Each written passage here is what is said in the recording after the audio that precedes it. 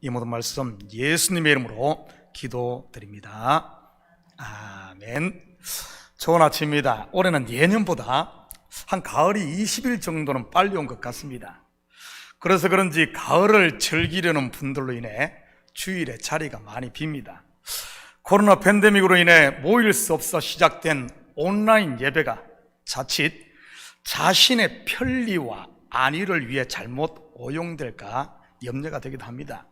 왜냐하면 우리의 본성은 자연스럽게 땅의 것을 추구하려고 하니까요. 잠언 기자가 언급했듯이 좀 더 자자, 좀 더 졸자, 좀 더 눕자 하는 것 말이지요. 눕는다고 우리 몸이 만족할까요? 제가 목회를 하면서 생긴 소원 하나가 있습니다. 무엇일 것 같습니까? 천만금을 벌어 남부럽지 않게 떵떵거리며 사는 것일까요? 대형 교회를 만들어 어깨에 힘주고 다니는 것일까요? 아니면 모두가 존경하는 슈퍼스타 목사가 되는 것일까요? 아닙니다. 원 없이 한번 푹 자고 싶은 것입니다. 이것은 정말 사실이에요. 여러분 중에 그러시는 분이 계실 것입니다. 그러면 목사님, 휴가 내셔서 푹 쉬시면 되잖아요. 저도 그럴 생각입니다. 11월 7일부터 11일까지 다니엘 특별 새벽 기도를 하고 그 다음 한 주간은 기도원에 가서 좀 푹 쉬고 올 생각입니다. 아무것도 안 하고 오직 잠자고 기도하고 기도하다가 잠자고 또 잠자다가 기도하고 이러면서 말이지요. 물론 그렇게 될지는 장담할 수가 없습니다. 그러면 소원 성취가 될까요? 글쎄요 입니다. 왜냐하면 제가 이미 해보았거든요. 잠은 자도 만족이 없거든요. 우리 육이 그렇지 않습니까? 하나를 가지면 둘을 갖고 싶고 둘을 가지면 열을 갖고 싶고 말이지. 그동안 코로나로 인해 삶이 위축되다 보니 제 속에도 이 두려움이란 짐승이 한 마리가 자리를 잡고 있습니다. 뭔 일을 하려고 하면 급부터나니 말이지. 며칠 전 부교육자 한 분께서 저에게 목사님 매주 하던 사역자 회의도 했으면 좋겠습니다 이렇게 말하더군요. 코로나 전에는 매주 우리 사역자들이 한 번씩 사무실에 모여 경건회도 하고 회의를 했었는데 팬데믹이 시작되면서 그것을 온라인으로 했습니다. 그러다가 올해 초에는 한 달에 한 번 브레이크퍼스트 미팅으로 모이다가 여름철 선교다 뭐다 하면서 바빠지면서 그것도 하지 못하고 있었습니다. 그런데 다시 모임을 갖자는 소리를 듣자 앞이 캄캄해지면서 아이고 죽었구나 이런 생각이 들더라고요. 요즘 하루하루도 벅찬데 또 하나를 더 한다는 생각이 말이지요. 이것이 어디 저만 그렇겠습니까? 여러분도 아마 비슷할 것입니다. 이번에 기도원에 가면 내 속에 있는 이 두려움이란 짐승부터 먼저 쫓아낼 작정입니다. 죽으면 죽으리라 하는 각오로 말이지요. 요즘 하나님께서 사역의 장을 자꾸 넓히는 것을 보게 됩니다. 제 의지와는 상관없이 뉴욕 실버 미션 이사로 부름받지를 않나, 온두라스 선교에 대한 열정을 다시 주시질 않나, 그동안 소연했던 한국교회에 대한 새로운 마음을 주시질 않나, 거기다가 내년에는 노회장까지 맡아야 하니 말이지.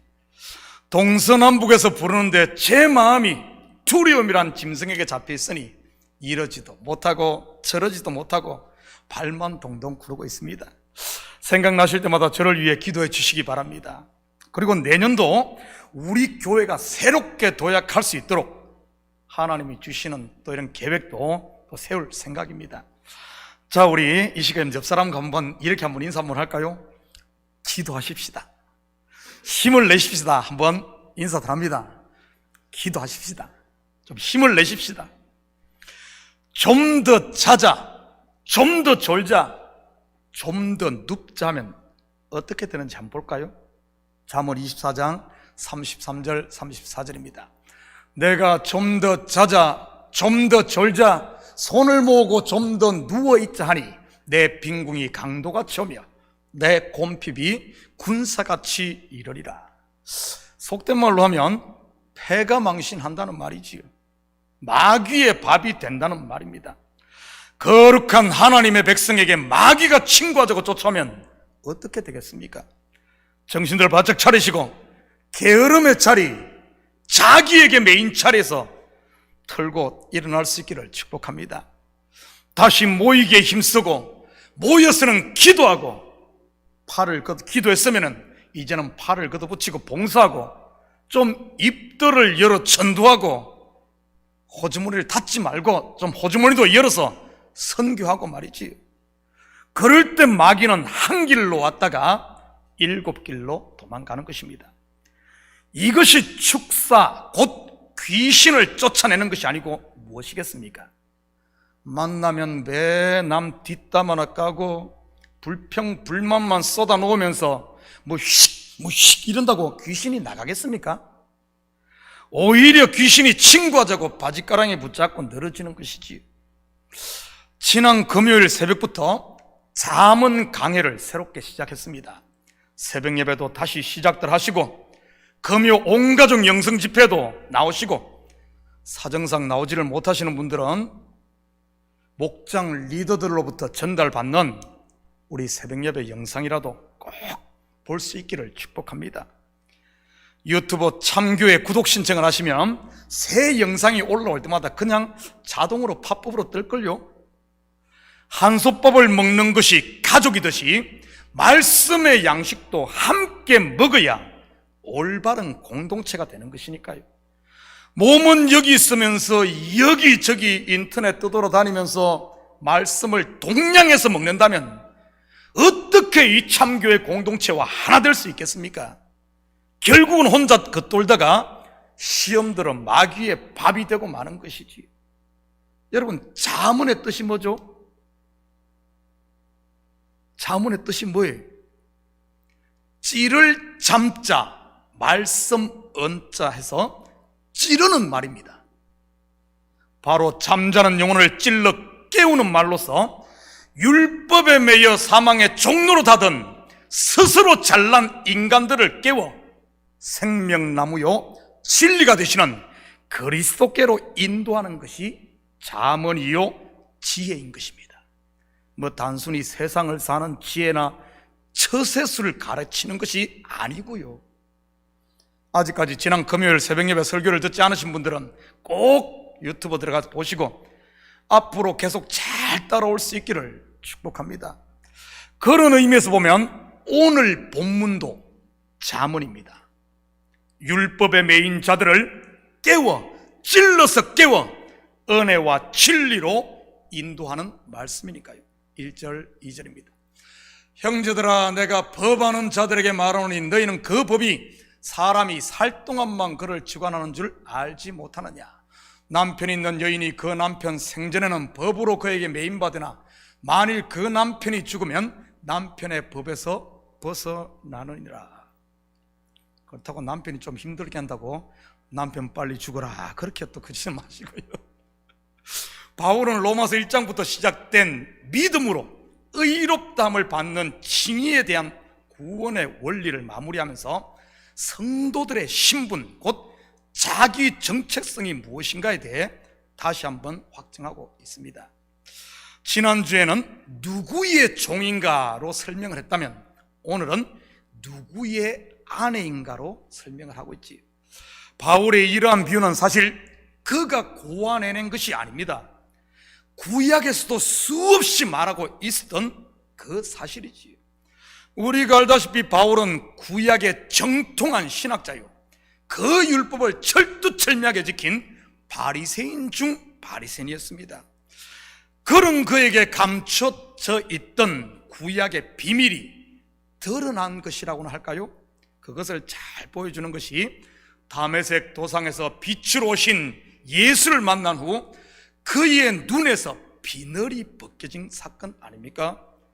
감췄던 율법의 실체가 그에게 열린 것 말이지.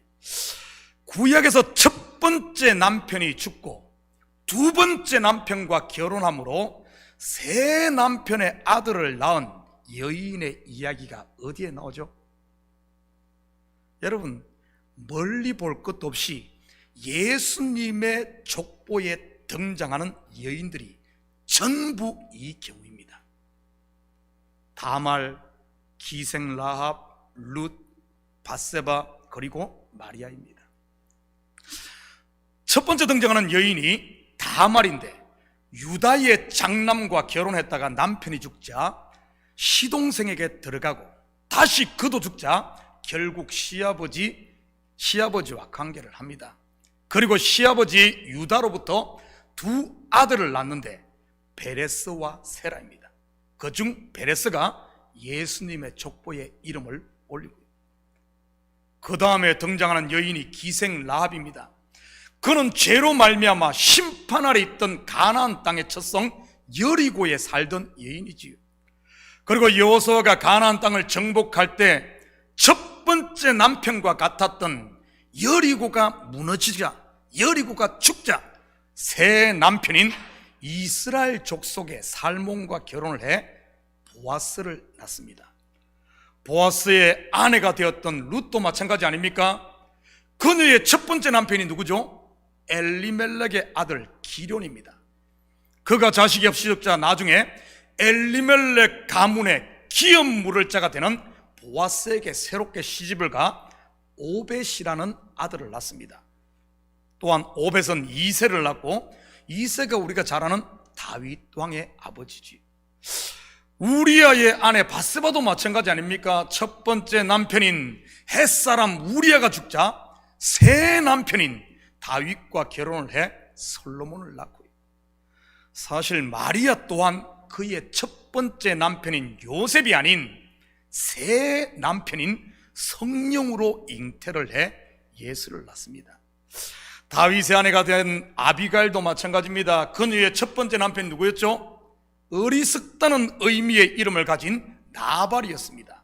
그리고 그가 죽자 다윗과 결혼을 했고요. 구약의 이런 사건들 속에 들어있는 실체가 바로 오늘 바울이 비유로 든 율법 남편에서 해방되어 그리스도라는 진리의 남편과 결혼하는 이 사실을 이야기하고 있다는 사실입니다. 구약만 그런 것이 아닙니다. 복음서에도 보면 같은 이야기들이 반복되는 것을 볼 수 있습니다. 가장 대표적인 것이 사마리아 수가성 여인인 것이고요. 그녀는 무려 5 남편과 결혼을 했었고 지금 6번째 남편과 살고 있었지 않습니까? 그런데도 만족하지 못하고 목말라 했던 여인, 그러다가 누구를 만나죠? 우물가에서 그를 찾아온 7번째 남편, 바로 예수 그리스도를 만나 다시는 목마르지 않을 생수를 얻게 됩니다. 그러자 바로 물동이를 버려두고 복음 전도자가 되지 않습니까? 사실 이러한 여인들의 실체가 누구겠습니까? 율법에서 해방되어 은혜로 구원받은 여기에 앉아있는 저와 여러분이 아니고 누구겠습니까? 확인합니다. 4절입니다.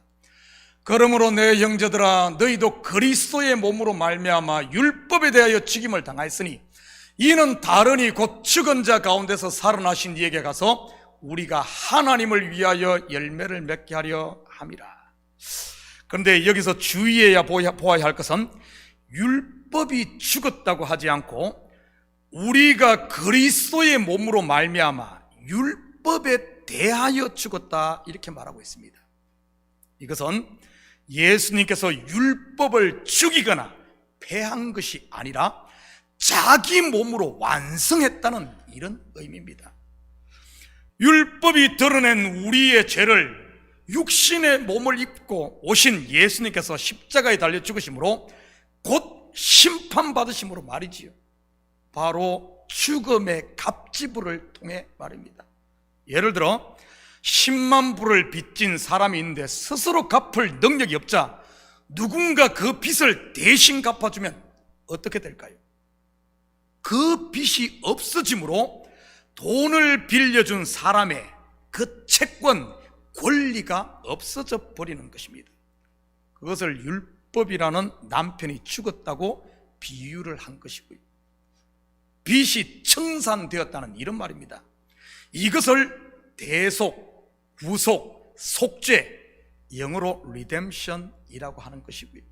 그렇다면 예수 그리스도를 믿음으로 그와 연합된 우리는 지금 누구의 아내일까요? 영적으로 말이지요, 바로 예수 그리스도의 신부 곧 아내입니다. 그러니 성도에게는 당연히 새 남편의 아들 곧 열매를 맺어야 하는 것이고요, 빛의 열매, 은혜와 평강의 그리스도의 열매, 성령의 열매 말이지요. 본절에서 우리가 하나님을 위하여 열매를 맺게 하려 한다고 하니 마치 우리가 무엇을 하나님께 막 이렇게 막 해가지고 갖다 바치는 것처럼 비춰지기 쉽습니다. 그런데 그런 의미가 아닙니다. 이 구절을 원어에 가깝게 다시 번역하면 우리가 하나님의 열매를 맺게 한다입니다. 하나님을 위하여 맺는 것이 아니라 우리가 하나님의 열매를 맺는다 이 말입니다. 예를 들어 남편과 아내가 결혼을 해서 아이를 낳으면 아내가 남편을 위하여 아들을 낳아 받다 같이 바치는 것입니까? 아니면은 둘이 한 몸이 되어 남편의 아들이 아내를 통해 나오는 것입니까? 우리 여자분들, 내가 아들 낳아서 남편 앞에 갖다 바치는 거예요? 아니죠. 둘이 하나가 돼서 남편의 씨가 나를 통해 열매가 맺히는 거잖아요. 나를 통해. 후자이지요. 여러분, 그 여자가 씨바지가 아닌 이상 말이지. 마찬가지입니다. 하나님의 은혜로 거듭난 성도에게는 반드시 성령의 열매가 맺히게 되는 것이지요. 마치 접붙임 받은 가지가 원줄기에 붙어있기만 하면 그 가지 끝에 원줄기에 열매가 맺히듯이 말이지. 성령의 열매의 가장 큰 특징이 무엇인 줄 아십니까? 바로 우리가 하나님의 자녀인 것을 증거하는 것으로 모든 영광이 그리스도에게로 돌아가는 것입니다. 그래서 그 열매를 보면 그 나무를 알 수 있다 그랬잖아요. 열매는 나무가 무엇인가를 보여주는 것입니다. 다시 말해 모든 포커스가 그리스도께로 향한다는 말이지요. 바로 믿음의 주에 온전케 하시는 주를 바라보게 하는 것입니다. 지금 여러분의 시야가 그리스도께로 향하고 있습니까? 아니면은 자기에게로 향하고 있습니까? 5절입니다. 우리가 육신에 있을 때는 율법으로 말미암는 죄의 정욕이 우리 지체 중에 역사하여 우리로 사망을 위하여 열매를 맺게 하였더니, 여기서도 사망을 위하여 열매를 맺게 했다 라는 말이 아니라 그냥 사망의 열매를 맺었다는 말입니다. 뭐 사망을 위해서 여러분 뭐 갖다 바치는 거예요? 나에게서 사망의 열매가 맺혔다는 겁니다. 성령의 열매가 그리스도에게 포커스를 맞추는 것이라면 사망의 열매는 계속해서 자기에게 포커스를 맞추는 것입니다. 사망의 열매는 딴 게 아니에요. 자기에게 포커스 맞추는 겁니다. 지난주 설교에서 언급했듯이 그래서 율법에 매여 종로로 됐던 바리새인들과 종교 지도자들의 입에서는 언제나 나가 나왔던 것이고요, 내가 열심히 봉사했고, 내가 헌금했고, 내가 전도했고, 내가 이 교회를 세웠고, 내가 말이지요. 그게 사망의 열매입니다. 그런데 왜 나를 안 알아줘? 이 교회가 참 교회이고 우리 성도들이 참 성도라면 나 외치는 사람 절대 영웅 만들지 않습니다. 그 사람 우상으로 떠받들지 않습니다. 여러분, 당신이 최고입니다. 당신 없으면 못 삽니다. 당신 없으면 이 교회 무너집니다. 당신 팔뚝 굽습니다. 그렇게 하면 그를 위하는 것일까요? 여러분, 그를 살리는 것이 아니라 죽이는 것입니다. 지옥으로 뒤에서 등 떠미는 것 말이지. 혹시 이 시대 교회가 그러고 있지는 않은지 심히 걱정이 됩니다. 목사를 지옥으로 성도들이 떠밀고, 장로님, 권사님들을 성도들이, 목사가 무적행으로 떠미는 것 말이지. 당신 최고입니다. 최고입니다. 그러면은 막 진짜 자기가 뭐가 대단한 것이 된 줄 알고 막 간쓸게 다 빼주고 집 팔고 막 해가지고 하면서 결국 가서는 지옥 보내는 그 말입니다. 여러분 바로 알아야 돼요. 그에 비해 거듭난 하나님의 자녀들은요, 자기에게 포커스가 맞추지 않습니다. 나의 나 된 것은 하나님의 은혜로 된 것이라. 구원하심이 보좌에 앉으신 나에게 있는 것이 아니라 우리 하나님과 어린 양께 있도다. 아멘. 나는 없고 예수만 있는 것입니다. 그러면 여러분 가운데 이런 질문이 나올 수 있을 겁니다. 그렇다면 율법으로 인해 사망의 열매를 맺는다고 하니 그러면 율법이 죄입니까? 답이 뭐죠? 그럴 수 없느니라. 확인합니다. 7절 우리 다 같이 읽습니다. 시작. 그런즉 우리가 무슨 말하리요? 율법이 죄냐? 그럴 수 없느니라. 율법으로 말미암지 않고는 내가 죄를 알지 못하였으니 곧 율법이 탐내지 말라 하지 아니하였더라면 내가 탐심을 알지 못하였으리라. 제가 여러분에게 질문 하나 하겠습니다.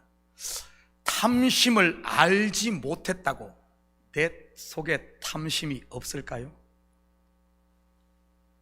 예를 들어 내 속에 암이 있다고 칠 때 내가 그 사실을 몰랐다고 암이 없는 것일까요? 그렇다면 모른 채 그대로 놔두는 게 선한 것입니까? 아니면은 확 드러내 그 암을 도려내는 것이 선한 것입니까? 당연히 드러내 치료를 해야지요. 율법은 바로 우리의 아담됨, 곧 흙이요 먼지인 인생들의 실체를 드러내기 위해서 주신 것입니다. 그 율법 지켜 너 의인되라 너 하나님 되라 이게 아니고요. 율법은 창세기 3장으로 말하면 선악과요, 선악과 따보니까 벌거벗은 것이 드러났잖아요. 출애굽기로 말하면 애굽의 왕 바로요, 바로가 압제하니까 그들이 하나님께 부르짖잖아요. 자기가 고통 가운데 있는 걸 아는 거예요. 바로가 압제하지 않으면 그 400년이 종살이 해도 자기가 종인 줄을 몰라 종으로 사는데도. 다윗으로 말하면 사울 왕이요, 욥으로 말하면 그의 새 친구인 것입니다. 이 율법 아래 곧 이런 것들 아래에서 고통받고 있을 때 이 존재들은 분명 대적자요 사탄이요 원수임에 틀림없습니다. 그런데 이들 곧 율법으로 벗어나고 나면 어떻습니까? 선악과 없이 어떻게 생명과를 먹을 수 있겠으며 애굽의 바로 왕이 없이 어떻게 이스라엘이 출애굽할 수 있겠으며 그 하나님의 능력과 영광을 볼 수 있었겠습니까? 사울 왕이 없이 어떻게 다윗이 이스라엘의 위대한 왕이 될 수 있었으며 욥의 새 친구의 박해와 정죄가 없이 어떻게 욥이 진리에 눈뜰 수 있었겠습니까? 율법을 벗어나 진리에 이르고 나면 그 율법 모든 것이 선하다는 사실입니다. 마치 올림픽에서 금메달을 목에 건 선수에게는 자기를 잡아먹을 듯이 훈련시킨 코치도 함께 경쟁했던 경쟁자도 승리의 밑거름이 되었던 것처럼 말이지요. 율법 없이 은혜를 알 길이 없다는 사실입니다. 9절 10절을 볼까요? 전에 율법을 깨닫지 못했을 때는 내가 살았더니 계명이 이름에 죄는 살아나고 나는 죽었도다. 생명에 이르게 할 그 계명이 내게 대하여 도리어 사망에 이르게 하는 것이 되었도다. 율법이 오자 어떤 일이 일어납니까? 내가 죄인임이 드러나고 결국 죄의 곧 사망, 나를 죽게 합니다. 율법이 선한 겁니까? 아니면 악한 겁니까? 앞에서 내가 살아있는 것을 무엇이라고 했죠? 내가 살아있는 것, 그게 사망이란 거예요. 그게 사망이에요. 내가 살아있는 것이 사망이에요. 자기밖에 모르는 것 말이지요. 그것을 다른 말로 지옥이라고 하는 것이고요. 아담, 먼지, 흙인 자기라는 무덤 속에 갇히는 것 말입니다. 지옥, 땅지, 땅에 갇히는 것, 자기에 갇히는 것이 지옥입니다. 그런데 이 자기를 죽여버리면 어떻게 됩니까? 그 자기에서 벗어나죠. 그게 생명이에요. 그러니 율법이 얼마나 거룩한 겁니까? 나를 죽여버리니까. 나를 죽여 그리스도와 연합하게 하는 율법이, 그리스도와 연합한 사람에게는 율법이야말로 거룩하고 선한 것 아닙니까? 구원 얻은 성도들에게는 율법은 너무나 거룩한 겁니다. 왜냐하면 나를 사망에서 죽은 나를 죽여 무덤에서 쫓아냈으니 말이지. 나를 그리스도로 인도하는 가이드가 바로 율법인 겁니다. 그래서 성경에서는 그걸 초등교사, 몽학선생이라고 표현하잖아요. 그렇지만 여전히 율법 아래에 매인 사람들에게는요, 율법은 원수요, 악한 것이요, 마치 이스라엘을 압제했던 바로와 같은 겁니다. 율법은 끊임없이 우리의 죄를 폭로시켜 우리를 심판하기 때문에 그렇습니다. 거기서 해방된 우리가 다시 그곳으로 돌아갈 수 있을까요? 애굽에서 해방된 저와 여러분이 다시 애굽으로, 무덤에서 나온 우리가 다시 무덤으로, 나띵인 자격에서 나와 에브리띵이 된 천국의 상속자인 저와 여러분이 다시 그걸로 돌아가셔야 되겠습니까? 어림도 없지요. 그런데 우리의 본성은 끊임없이 그걸로 돌아가려고 하는 겁니다. 그래서 싸우라는 겁니다. 자기를 믿음 생활은 딴 거 아니에요. 끊임없이 그거와 싸워서 은혜 아래 생명 안에 거하는 것이 신앙생활입니다. 신앙생활을 지금 어떻게 하고 있어요? 이 진리를 붙잡지 않고 불교에서 자비, 돕니, 전부 이런 세상 것, 이것 하면은 이것 받아, 그러니까 전부 세상에서 성공하려고 그래가지고 이 교회가 이 진리를 버리고 전부 땅의 것 추구하는 것이 지금 세상 교회가 되지 않았나요, 지금? 우리 바로 알아야 됩니다. 바로 알아야 돼. 세상 것 아무리 가져도 자기에게 매입버리면은 그게 지옥이란 사실이에요. 그게 지옥. 그래서 아웅다웅 싸우고 전부 그것 아닙니까? 그것. 나 안 알아준다고, 내 마음 좀 건드렸다고, 이것도 전부 그거 아니에요? 사랑하는 성도 여러분, 다시 우리가 돌아갈 수 있을까요? 그럴 수 없는 일.